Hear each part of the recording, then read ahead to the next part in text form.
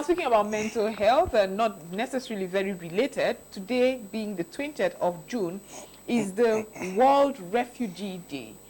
It's a day, it's an international day designated by the United Nations to honor refugees around the globe. It falls every year on the 20th of June and celebrates the strength and courage of people who have been forced to flee their homes or country to escape conflict or persecution. World Refugee Day is an occasion to build empathy and understanding for their plight and to recognize their resilience in building, or rather rebuilding, their lives. To discuss all of this, especially the psychological implication of it, in the studio here is Mr. ThankGod Ocheho. He's the head psychologist of Neem Foundation. Thank you so much for being part of the program. Thank you very much. Good morning and welcome to ASL Morning. Thank you. Good. So, talking about World Refugee Day, while making research for this interesting topic, because I think it's something that people don't really think about, except you are actually going through it, that people are refugees. So when we're talking about refugees, what kind of refugees do we have? Because I know that we have IDP camps in Nigeria, which is a different kind of refugee situation. We have refugees who are moving from one country to another. We have stateless refugees, people who have no state. We have, so what exactly are we celebrating when we're talking about World Refugee Day? What kind of awareness are we trying to create to the plight or of the plight of refugees? Okay, thank you very much. And once again, thanks for inviting me to your show. Basically, I think whoever has experienced any form of war, or whether it's climate change and are just forced to leave is our familiar territory, has been classified as refugee. So we are trying to celebrate them, because one of the things that quite a lot of people are not aware of is the fact that it's not easy for someone who is used to a particular environment, is used to a particular culture. Now, as a result of war or climate change, the person is forced to run away from his familiar environment.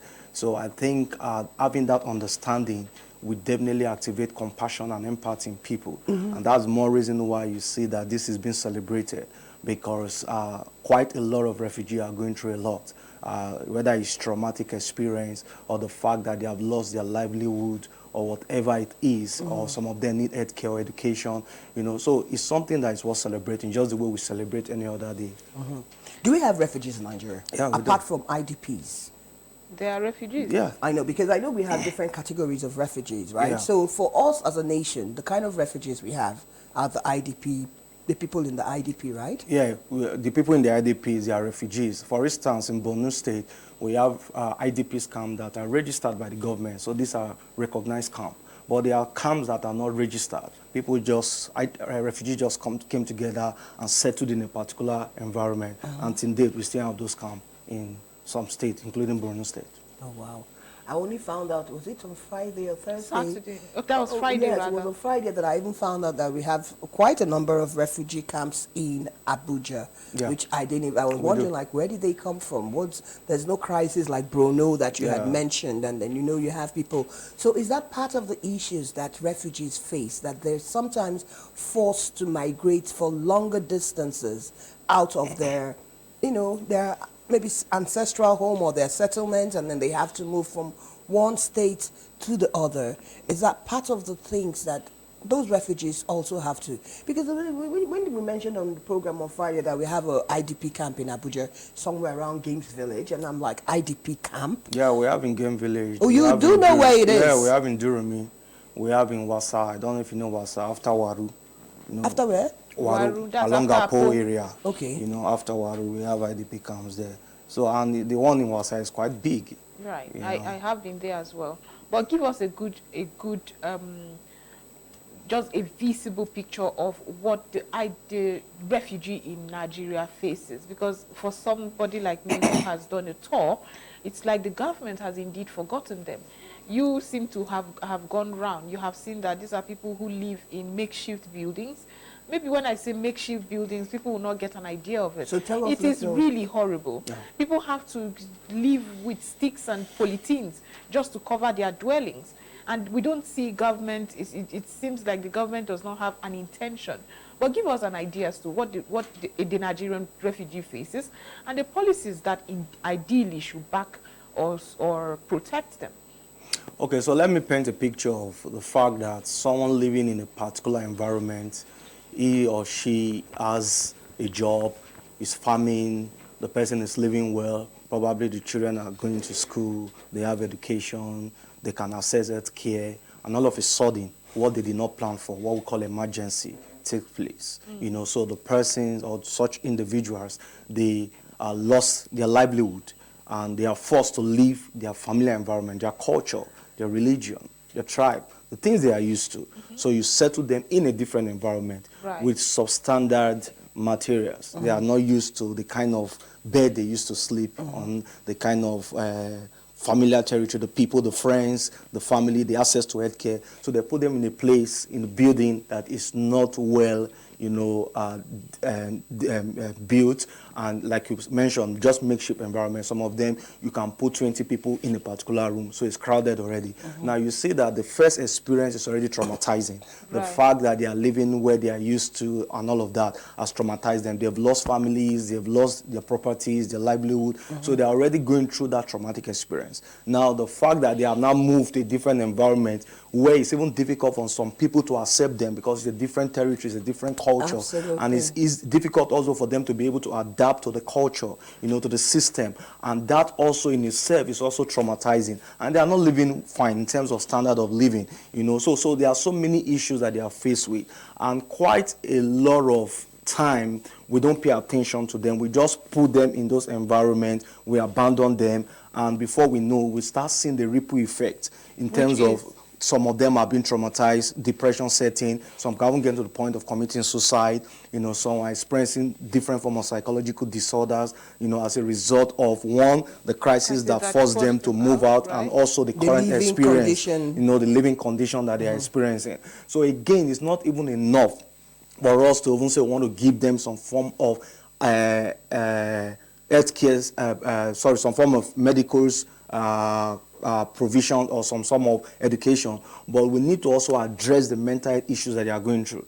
And I will give, in fairness to the Borno State government, they've tried to do some intervention in terms of their response to all of these issues, you know. So they have tried to attend to that, but not in terms of policies, you know. Currently, the registered NGOs, registered IDP camps, they have decommissioned those camps, moving them back to their, you know, environment. And one of the things to help them is that they can go back to those people that are used to farming, they go back to their source of livelihood. But what about the mental challenge that they have been experiencing in the past? Have they really looked at that aspect? Have they really addressed it? I know for an organization, we've done quite a lot in terms of responding to IDPs, the issues they are going through, especially in the area of providing mental health, instituting peace-building mechanism, and all of that. But I think there are still quite a lot that government needs to do to address the issues that IDPs are facing in their various camps.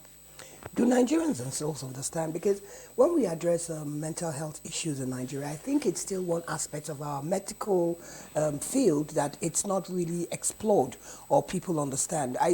We like to believe we're Africans, we're black, we're strong, we're resilient, and then we forget that it has nothing to do with it, and that mental health is very, very important. Do the refugees themselves also understand that they could be going through mental tortures, like you mentioned now, some of them might want to go to the point of suicide. But if you're putting it in perspective, someone is hungry. His first need is food. Then, of course, second basic requirement of man is shelter. If you're talking of Maslow's law of hierarchy of needs, it's shelter. So when you're looking at food, and then you're talking of shelter, where does mental health come in inside this indices?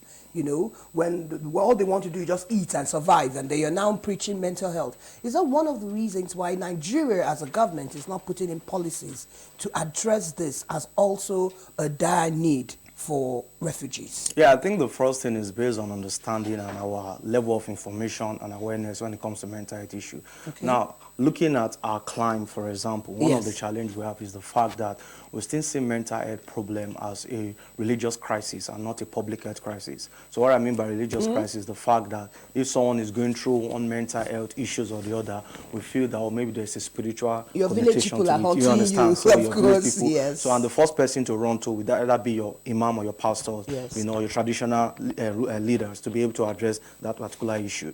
But there are issues that when it comes to mental health issues, we need to start seeing it more like a public health crisis. And the other reason why people have not started responding to this issue of mental health and there's not created a lot of awareness within our climb is because it's not like physical health needs. Yes. You know, when if you are having stomach ache or You know you that feel the it, stomach is you get, hurting, you but have it's a not fever. something that is so visible. It's Yes. not something that is obvious, but it's there. It exists. People have committed suicide as a result of mental health issues. The same way physical health need can kill an individual, same way mental health issues can kill individuals. So I think it's important, and that's why we've tried to also create that awareness. And I believe the awareness is growing, but we still have quite a lot to do. So one of the issue again for IGP, responding to your question, is the fact that because a lot of awareness have not been made in that regard. Some of them are even ignorant. They might be having mental health problem and they don't know aware that they're having a mental health problem. Especially when they're hungry. You understand? Exactly. So they just want to meet the physical need and also meet the need for shelter. And once that is done, they feel they are okay.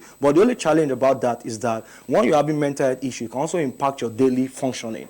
You know, maybe if you are somebody that is working, for instance, in the workplace, can impact your performance at work. If you are a student, it can impact your capacity to concentrate in the classroom and to also impact your academic performance negatively. Absolutely. So that is why that aspect is also important. Just the way the physiological need of meeting the food, shelter is important. The psychological need is also important because the totality of you as a person is not just your physical body. You also have your mind, you know, that you use to Your engage on emotional daily states. activity, your emotional state. Yes. And all of these things, you bring it to your different engagement, whether it's the workplace or the school or wherever environment you go to. You don't drop your emotion at home even when you are coming to work. You bring your emotion to the workplace. You take your emotion to the market. You take it to everywhere you go to. So it's important people are emotionally stable so that we can respond effectively with each other within the society. If not, we keep having crisis and crisis upon crisis because people are having mental health problems. Even at the top in terms of leadership, people need to be mentally stable to make good policies, to make good law for the society and not everyone that lives in it.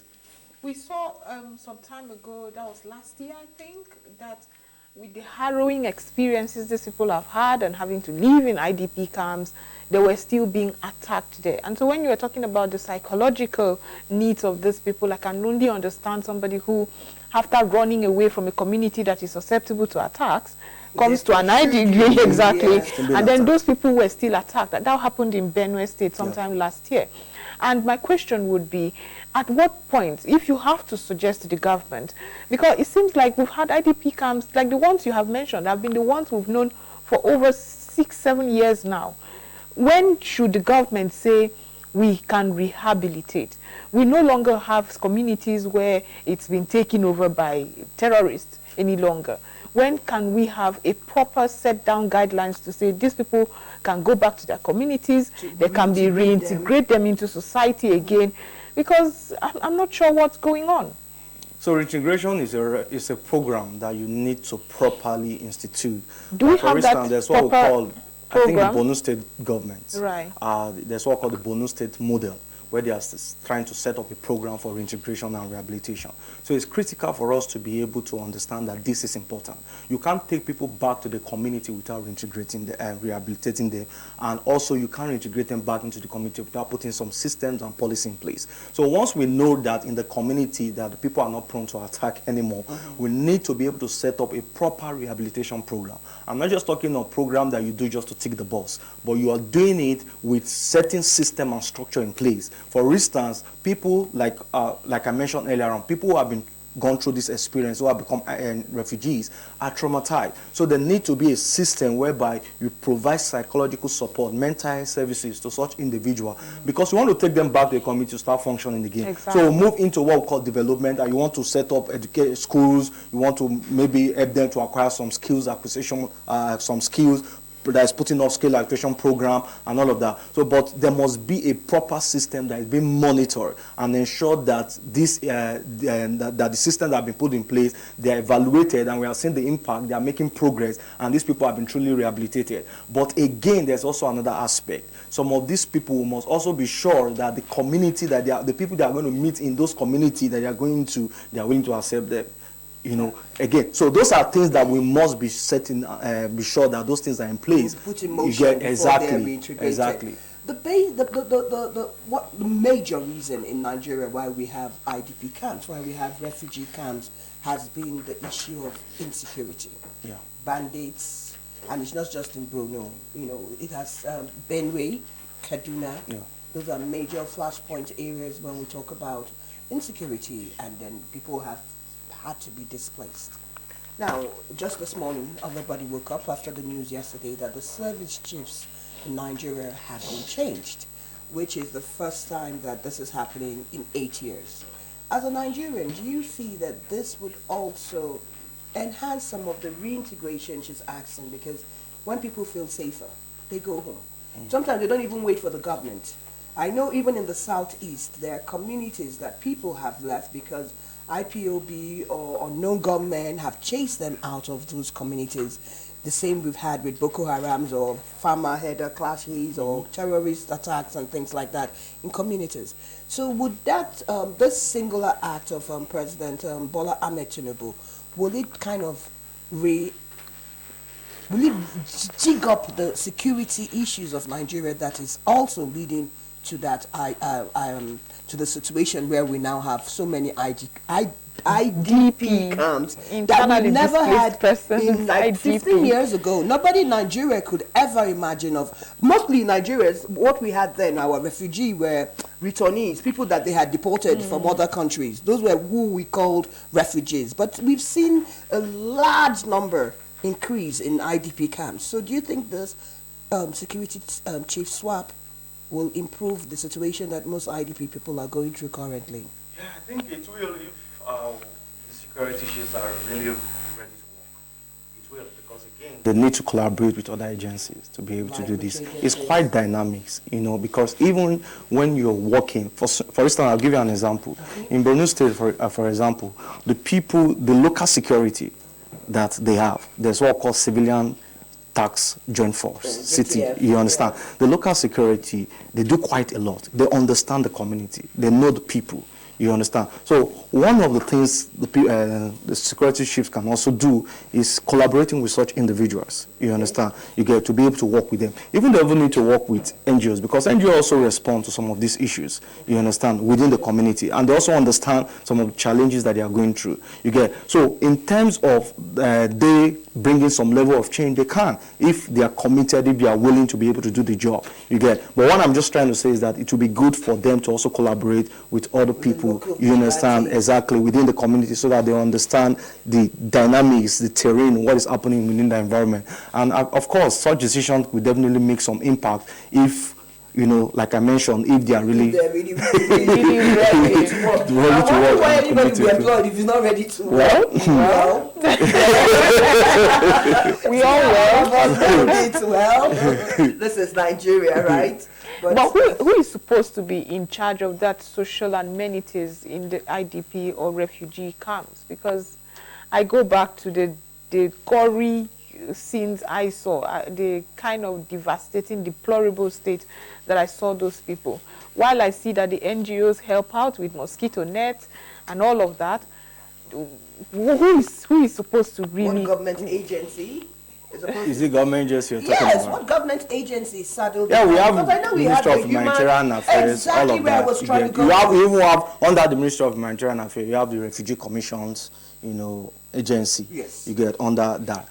Primarily is the government that's supposed to be responsible for their welfare. However, there are times issues, the demand outweigh the available capacity for the government to be able to respond. So that's where you see NGO comes in. The reason NGO comes into different countries to provide is to complement what the government is. And that's why you see NGOs and government work hand in hand, And to be honest, the NGOs are doing their bits. They are doing a lot in addressing this situation, And for me, what I will request for the government to do more is in terms of policies. We should look at policies, putting structure. It's not just enough for you to, like I said, take people back into their community, say we are deciding to build school for them.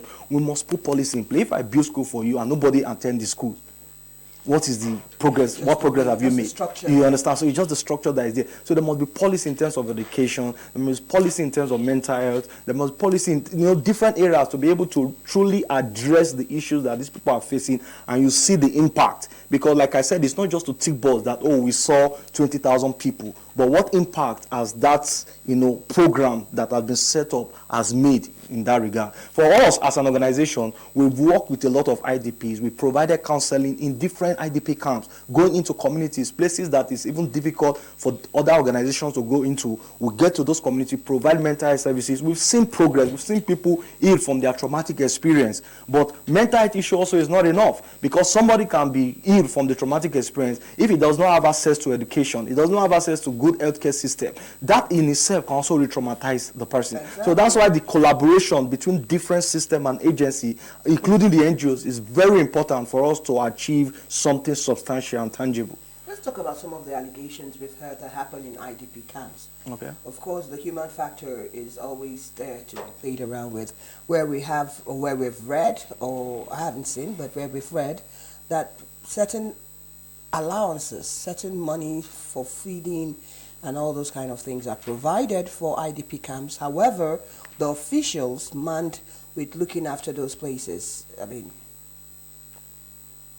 I'm trying to think of a very nice word.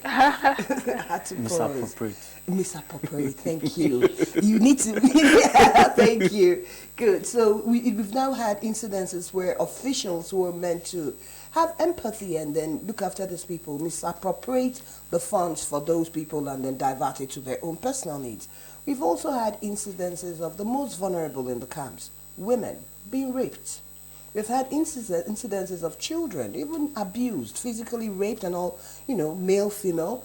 So how can we tackle some of these physical problems that can also lead to those mental issues that you're talking about? Someone, this is where I'm staying, I'm already struggling with it, and every night in the camp, I know someone is going to rape me, and nobody's protecting me. Or a child, nobody's protecting my child, and I watch my kid get raped as young as 6 years, 7 years, 8 years. How can we, as a country, tackle some of the social issues that we know are going on in IDP camps? Okay, I think there are three things that I would like to mention. First is the fact that you'll be shocked that if you ask an average person what refugee means, quite a lot of people don't know. Okay. So that understanding is very critical. That's the first thing. And that can come when we do a lot of sensitization, which we do. We sensitize people to know what refugees are about, the pain, the plight of refugees, the experience that they are going through, what they left, the current situation that they are facing. So once that understanding is there, to a large extent, it breeds compassion and empathy. Okay. You begin to have that empathy for these people. You show some level of compassion for them, and then the action beat. But most time, we pick people to just go and begin to respond, which is the action, without them understanding the plight of the refugee, without them having some level of compassion. Because if I have compassion for a refugee, for example, I won't rape the person. If I have compassion for them, I will know that the money you're giving to me to help to address this issue, I won't divert it to my own personal fund, because I have some level of empathy and compassion. When we talk about empathy, you are putting yourself in their shoe. If you were the one going the same through experience, what will you do in that situation? So that is one of the major issues, the fact that we don't have those awareness. But I think what we can do, for instance, we've seen situations where people have been sexually abused in IDP camp, and we've responded in that issue, providing, even mental health support, not just to individuals who have experienced war, but for individuals who have also experienced what we call gender-based violence or sexual gender-based violence. Exactly. So we provided mental health services to those individuals, and we're also doing sensitization, because people need to know the impact of their action, the consequences of the action. So we're also providing sensitization in terms of when you sexually abuse someone, these are the consequences. These are the mental health issues that it will result to, apart from the physical health issues. So we are doing that. We also work with other response system, like the legal justice, the Right. police, and all of those, to be able to ensure that perpetrators are brought to book. Because it's not just enough for you to say, oh, we are providing mental health services. If there are no consequences for action, people will definitely going to repeat such issue again. So we're also doing that in that regard, to collaborate with other agencies to ensure that even as an organization, we are providing mental health services, but we have police that we're working with, we have the lawyers, the legal system we're working with, to be able to ensure that those people are brought to book whenever they are found wanted. Has it been very effective? Yeah, to some extent it has. Because that was my question. Yeah, because to some extent, I know that even people outside the IDP camp don't even get some of those I agree with you. Do you understand? They don't get the legal help they need. They don't get the police security help that they need, especially gender-based violence for women. Outside, I mean, we've had incidences where people have said they were raped, and then they say, "What did you wear? Why were you there? What took you there?" I agree with you on that part. Becomes another victim. Yeah. Do you understand? So what we are trying to do, how much more people that are already vulnerable? What we have done in that regard, and trust me, I know there's still a lot more to be done. Okay. But what we have done in that regard, especially in the Northwest, we just concluded the program where it has to do with gender-based violence. So we try to do a lot of capacity building for the police, for lawyers, for different agencies. Because one of the things we also understand in the humanitarian principle is the principle of humanity. The fact that you are able to show, whenever you see suffering, you must be able to address it. There's also what we call the do no harm principle. So if do no harm, do no harm principle. So you can't be a humanitarian actor providing service to individuals who are already vulnerable, like the refugees, and you are also causing harm to them in that process. So it's a principle that even most of them can be sanctioned. So we do a lot of training. I get the fact, we've seen situations whereby people will go to police and they report the case that this person has been raped, and they will say, it's your fault. It's because of what you are wearing. What did you go and do in the person now? So we try to also teach them, at least let them understand what these people are going through, because for them to make such statements, it shows they don't even understand the mental challenge the person is going through for being raped. So we do a lot of training in that regard, at least to change their mindset, to make them have an understanding that this thing is not an issue that they just toy with or they just make any careless statement. So we talked about something like therapeutic communication, compassionate language. There are language you need to use when you are talking to people who is already a victim or a survivors of gender-based violence and all of that. So on our part, we are trying, but like I said, the demand outweighs the available capacity. Of course. So how can the media, and so far I would like you to start with, if we have done a good job in promoting and reintegrating them into society or promoting their welfare and all that, how can the media amplify this your advocacy voice? Well, the media is a powerful tool, to be honest. Virtually everybody now, well, not everybody, but at least a lot of people have access to one form of media or the other, whether it's social media or the traditional media that we have around. I think one of the things we can do, especially in the area of sensitization, we must do a lot. Probably want to partner with some organizations that we give content that we can do a lot of sensitization. I know the media have been their bit, of course they are doing a lot. People see things that have been done in media, and one of it is why we are here also to talk about these issues. Yes. But I think that we can also do more. It can never be enough, because the challenges are increasing on a daily basis. So it can just never be enough. But we can do a lot using our different platforms, project positive image out there, send the right message to people, let them have an understanding of the issue that refugees are going through. Because again, we need to even get to the refugee camp ourselves to see these things, because at times some people can come and report certain things that are not real. So we need to go there ourselves, interview the people, see the plight that they are going through, campaign, advocate for support, using our different platforms. And I'm sure there are people that will be willing to respond. But again, there are people that have the art to respond, but they don't even know what is happening. Exactly. For instance, you tell some people the things happening in Maiduguri state or in other states, they won't even believe, because they've not been there. They've not heard about it. So I think if we do a lot of sensitization using the platform, the media platform, I think it will help, and people will get more understanding of what is going on. Do you think we have lost this volunteerism? We have. Okay. I would have said that. Because we need for us to get people to volunteer. For I want to volunteer You are welcome. I hope I have the heart for it. I don't think so, but I don't. I think the problem is, like you said, people need to know that there's more happening.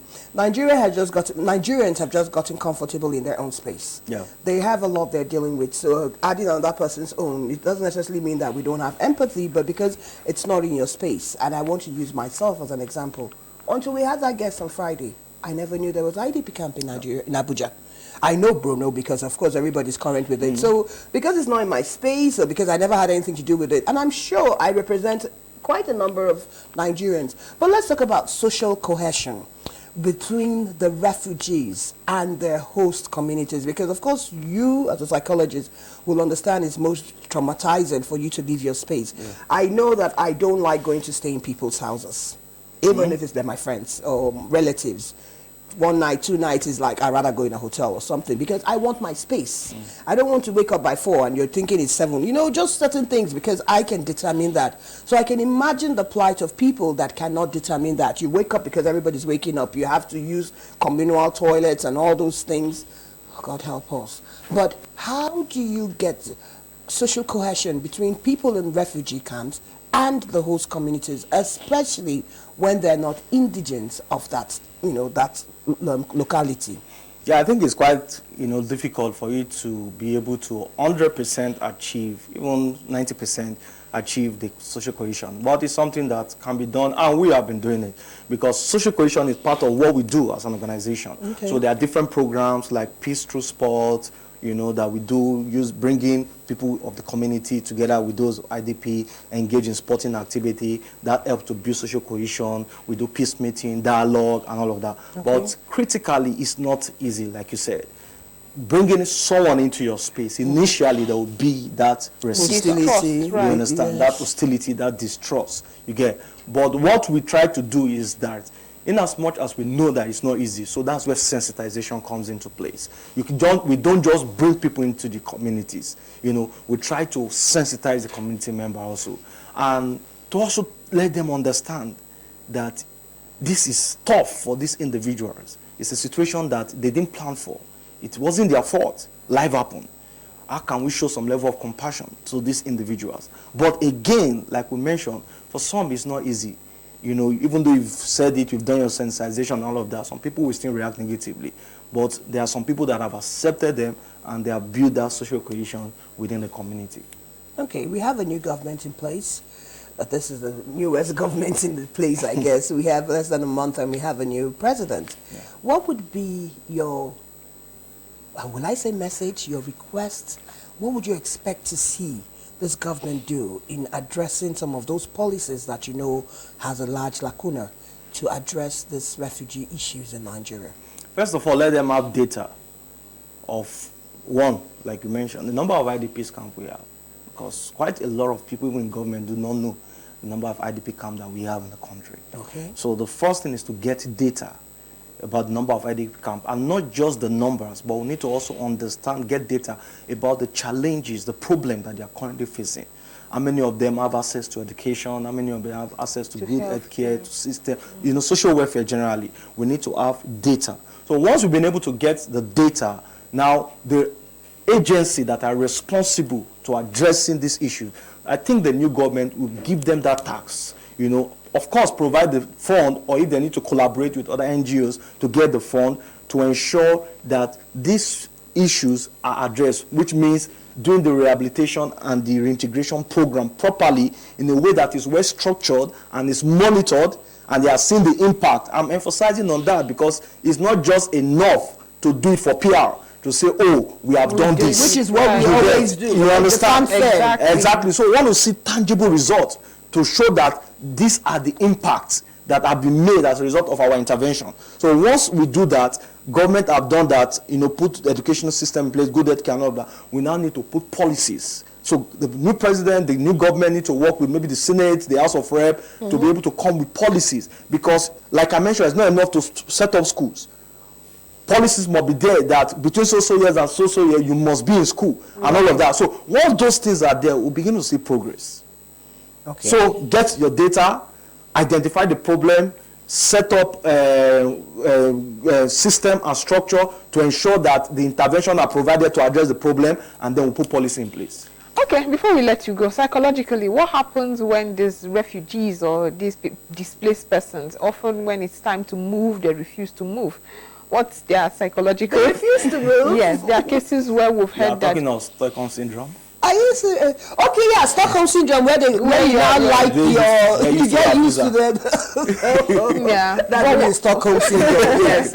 Where you get used to the abuser and you want to remain there. You want to stay there. Now, that's something I've never understood. I mean, but I know it happens because that's a psychological problem. You know, you begin to, but it's a very good question. So how do... Well, apart from Stockholm syndrome, there are some that just get used to the environment. Probably it's like, for instance, you leave, let's say Abuja, for instance. Okay, I'll use myself, for example. I left Lagos, I came to Abuja. And after a while, I got used to Abuja and I fall in love with Abuja. You understand? So now going back to Lagos, is like, what would I go? What was I doing? You understand? From me. But for some people, they still enjoy Lagos, even though they have stayed in Abuja for a while. So the same way, leaving their environment, you know, going to a different environment, probably their needs, whether it's physical need or social need, are met more in the new environment so they than want to where they were coming from. You get so for them, the new environment is like the new heaven.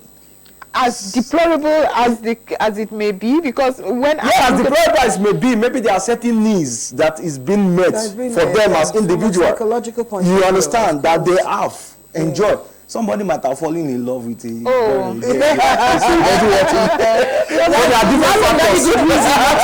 to leave at all. That's a very good reason. You're probably right.